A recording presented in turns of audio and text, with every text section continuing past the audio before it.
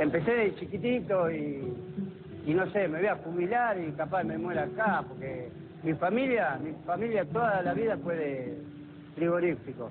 Los hermanos de mi papá, los hermanos de mi mamá también que trabajan acá, mis primos, mis sobrinos, los hijos de mi hermano, y va generación en generación.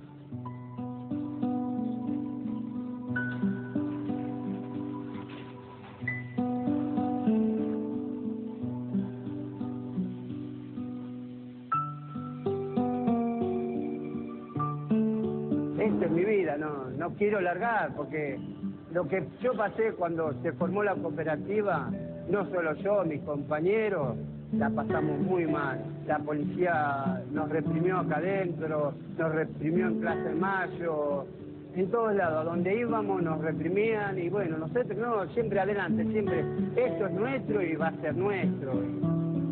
Y así la estamos peleando, seguimos peleándola.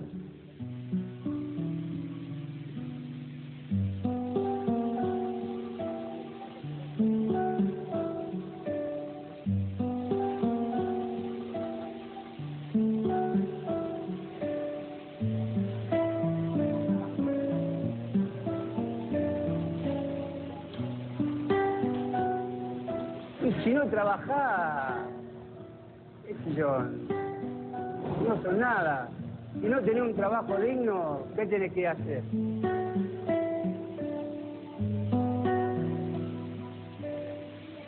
A mí me encanta, a mí trabajar en el gremio de la carne me encanta. Hay muchos que no les gusta, vienen por obligación, pero a mí vengo porque me gusta el trabajo que hago, me gustan los compañeros que tengo, así que la carne, el gremio de la carne me gusta mucho.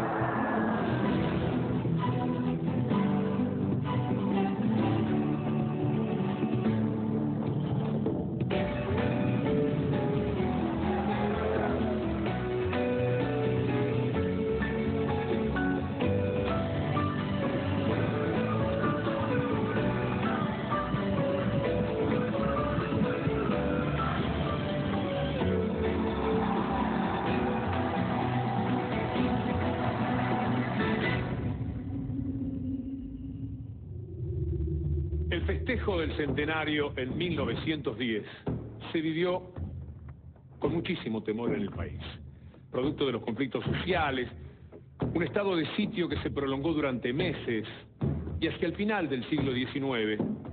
Hay que recordar que la Argentina contaba con menos de 2 millones de habitantes, pero se encontraba inmersa en una gran transformación social, política y económica. Y fue para impulsar ese crecimiento que se convocó a millones de trabajadores que arribaron al país, en su mayoría provenientes de la vieja Europa, atraídos por la promesa de un trabajo, de un terreno fértil para cultivar. Al puerto de Buenos Aires, recién construido por entonces, llegarían los primeros activistas, socialistas y anarquistas. Fundaron por entonces las primeras sociedades de resistencia y sindicatos como el de la Unión Tipográfica, creada en 1878, y que fuera responsable de la primera huelga. A ellos, a sus avanzadas ideas de organización laboral, se enfrentaría naturalmente la élite dirigente, respondiendo con una represión feroz o con una batería de leyes creada para expulsar del país la demanda de mejoras sociales. El 1 de mayo se realiza un acto de homenaje a los mártires de Chicago, un grupo de obreros ejecutados 3 años antes en Estados Unidos.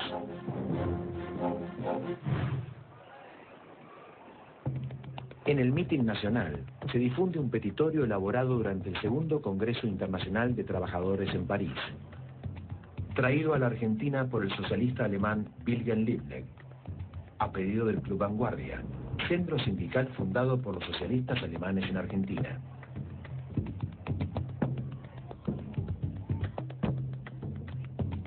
El documento de 12 puntos, suscripto por más de 7.000 obreros, estaba dirigido al Congreso Nacional y demandaba la sanción de una lista de leyes protectoras de la clase obrera.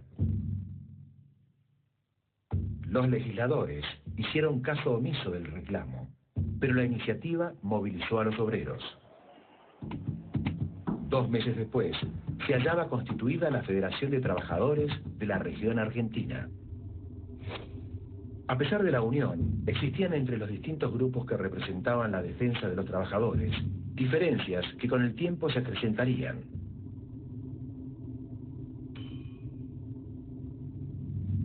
Los anarquistas encontraban una mayoría de adeptos entre los obreros con oficios calificados, en su mayoría extranjeros.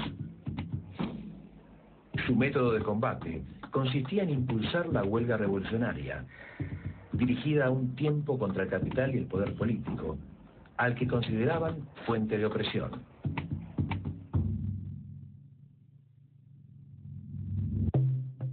Los socialistas se plegaban a una postura legalista.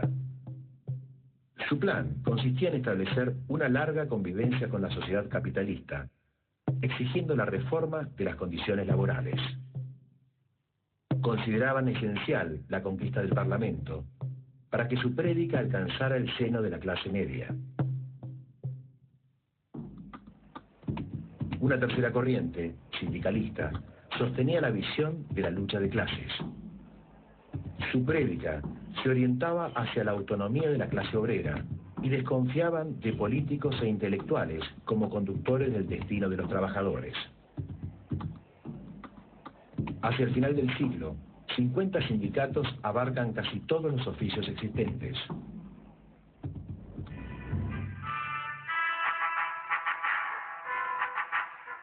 Este auge de la organización obrera coincide con la consolidación de un Estado funcional a la clase política adinerada conocida como Generación del 80.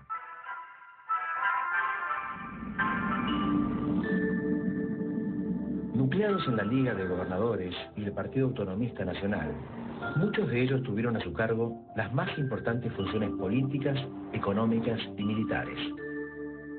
Sostenidos por la llamada máquina electoral, ejercieron un gobierno casi despótico durante más de 3 décadas, hasta la sanción de la Ley de Sufragio Universal, obligatorio y secreto.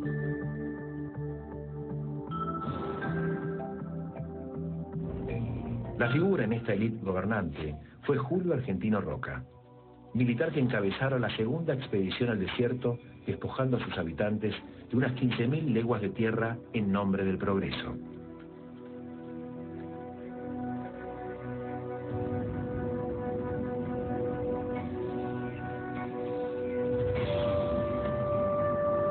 Apodado el Zorro por sus seguidores y adversarios, su sangrienta campaña le allanó el camino a la presidencia de la Nación, cargo para el que fue elegido en 1880.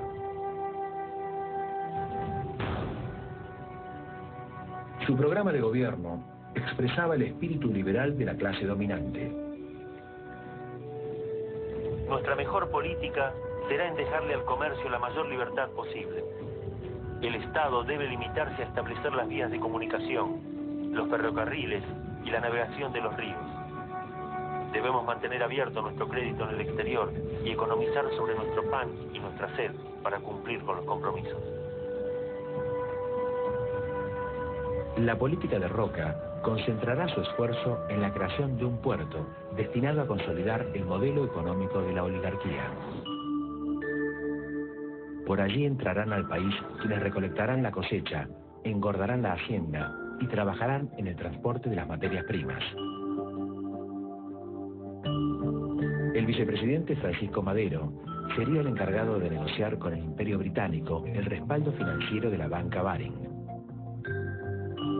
2 años después, la firma Eduardo Madero e Hijos iniciaba los trabajos, a un costo de 20 millones de pesos oro. El otro elemento imprescindible para el modelo agroexportador será la expansión de la red ferroviaria. Siguiendo un esquema radial que hacía confluir las líneas principales en Buenos Aires.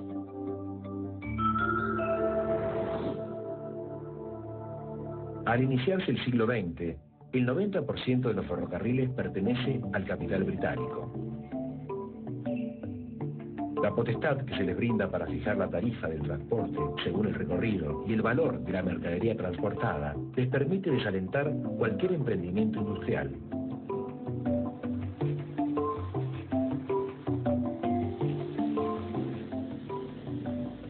Roca será sucedido en 1886 por Miguel Juárez Celman, quien llevará la fiebre liberal al límite, entregando a bancos particulares la facultad de emitir moneda nacional. Las cifras del intercambio comercial con el exterior favorecen los primeros años de su gestión, pero luego la crisis mundial comienza a jugar en contra de su programa.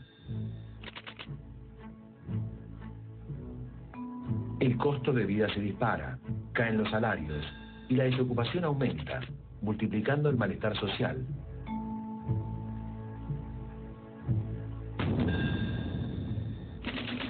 En 1889, un grupo de jóvenes organiza un acto de repugna al gobierno, dando forma a una organización denominada Unión Cívica, presidida por Leandro Alem. En los meses siguientes, su prédica en contra de Juárez Celman encuentra eco en la capital y diversas poblaciones de la provincia. La negativa oficial a dialogar con sus dirigentes deriva en una conspiración cívico-militar.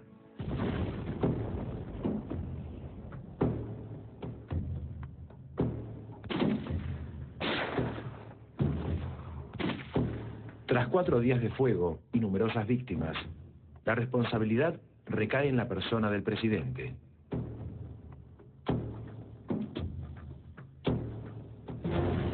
Nace la Unión Cívica Radical, primer representante de los sectores medios en la lucha por el poder político. El Papa León XIII emite la primera encíclica social de la Iglesia Católica, en la que se ocupa de las relaciones entre patrones y obreros, denota las teorías del marxismo y defiende la propiedad privada.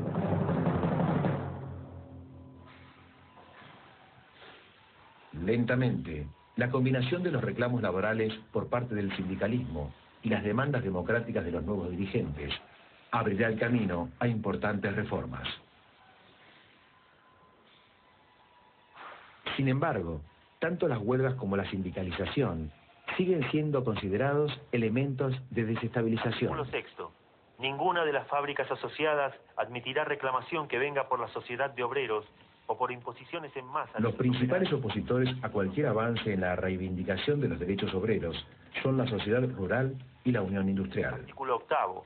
Cuando se produjeran huelgas, se anotarán en secretaría los nombres de los huelguistas y por el término de 6 meses, ninguna fábrica podrá ocuparlos.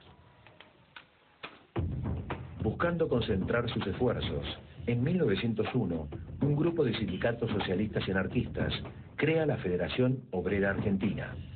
En la misma década, otros sindicatos inician procesos de unificación a nivel nacional.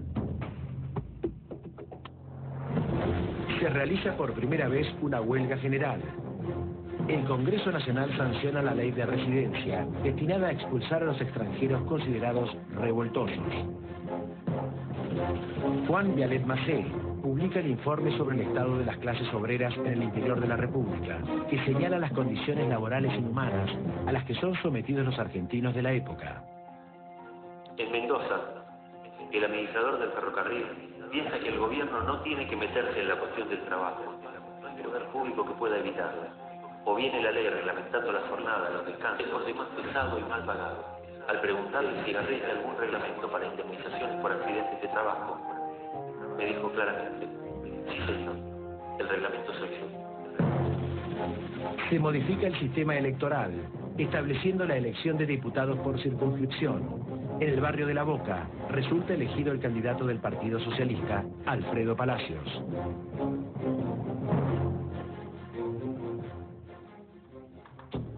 Pocos días después de la elección, durante el festejo del 1 de mayo, la policía reprime las manifestaciones. Un obrero muere y decenas resultan heridos.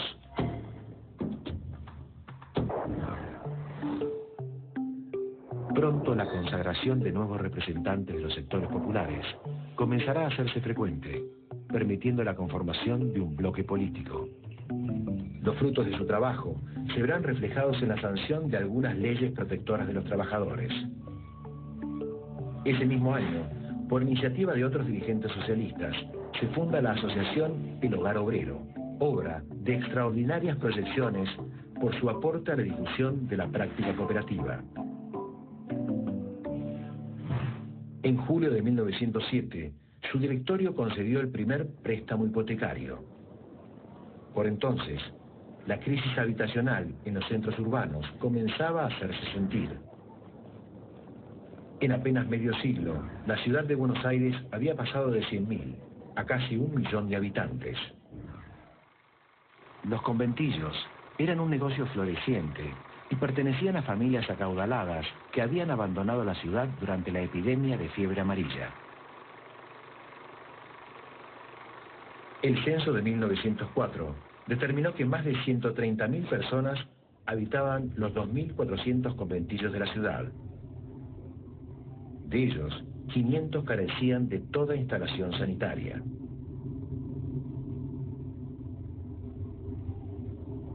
Al finalizar el invierno de 1907, se desató en el conventillo Los Cuatro Diques, del barrio de Constitución, una huelga de inquilinos, quienes, apoyados por la Fora, decidieron no pagar alquileres hasta que los mismos no fueran rebajados en un 30%. Un mes después, los conventillos en huelga eran 2.000. En octubre, el diario La Prensa informaba que en el conventillo de la calle Chile 864 se produjo un gran desorden. Un oficial de justicia se vio obligado a retirarse a causa de que las mujeres, armadas de escobas, lo amenazaron.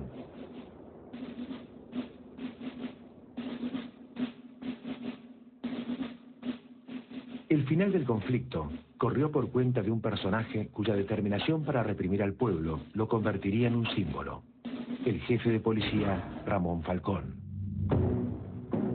El 14 de noviembre, 250 hombres armados de fusiles y bayonetas arrasaron la vivienda de Ituzaingó 279, transformada desde entonces en una barraca de la milicia.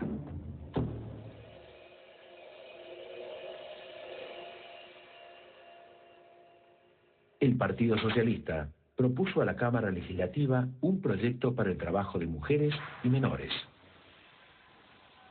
Si bien la prohibición del trabajo nocturno de las mujeres se aprobó sin discusión, el resto de los artículos fueron considerados por los dueños de talleres y fábricas como opuestos a la competitividad empresaria. El diputado Francisco Seguí, de la Unión Industrial Argentina, logró introducir modificaciones que dejaban de lado la reducción horaria y que admitía trabajo gratuito, que a título de instrucción en confección se imponía en muchos orfanatos a los niños. En el movimiento obrero en formación, las diferencias ideológicas siguen pesando.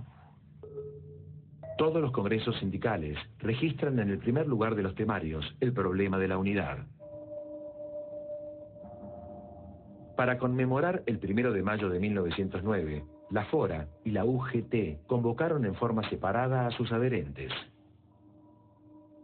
El acto organizado por la Central Socialista transcurrió con tranquilidad. La marcha anarquista, organizada a lo largo de la Avenida de Mayo, muestra ánimos encendidos. Pasado el mediodía, a la altura de la calle Salta, se detiene frente a la multitud un automóvil.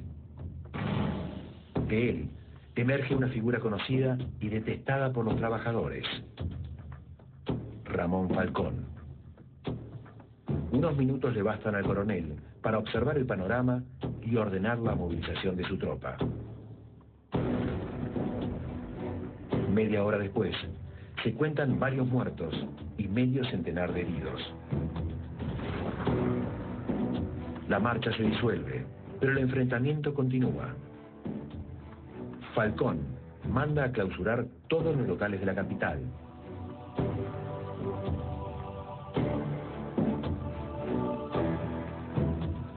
Anarquistas y socialistas se unen y organizan un comité que declara el paro general, mientras exigen al gobierno la renuncia de Falcón. La respuesta del presidente Figueroa Alcorta es contundente. Falcón va a renunciar cuando yo termine mi periodo presidencial.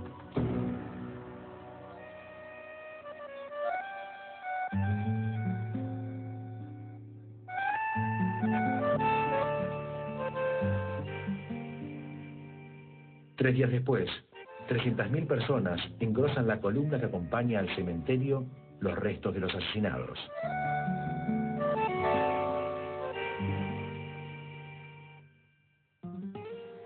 La huelga seguirá en pie hasta el día 8, cuando el gobierno decida poner fin a la crisis aceptando las demandas de los trabajadores. El anarquista Simón Radovitzky arroja una bomba contra el carruaje de Ramón Falcón, dando muerte a este y a su asistente. Esa misma noche el Poder Ejecutivo decreta el estado de sitio y ordena una ola de detenciones que genera 500 detenidos. Muchos de ellos serán deportados. La Liga Obrera Naval se declara en huelga, arrastrando a todos los sindicatos del transporte fluvial y a otros gremios como portuarios y albañiles.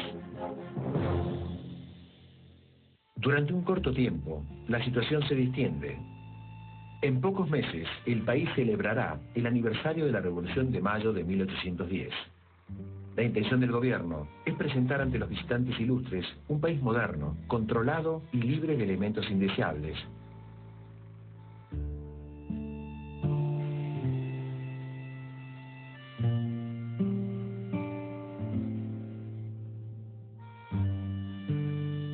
En mayo, al iniciarse los festejos del centenario, las centrales obreras anuncian una huelga general por tiempo indeterminado. El gobierno responde encarcelando a 300 sindicalistas.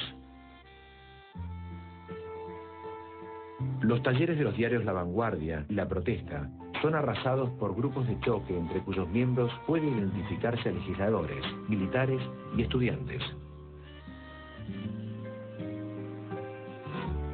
La ciudad se encuentra envuelta en un clima bizarro. El protocolo oficial debe lidiar con el sabotaje a los escenarios y la iluminación, retrasando actos y exposiciones. Argentina celebra 100 años de emancipación bajo el imperio de la ley marcial. Recién a finales del año será levantada la medida cuando los visitantes ilustres hayan partido y el país regrese a la realidad. La de un pueblo que exige participar en la vida nacional.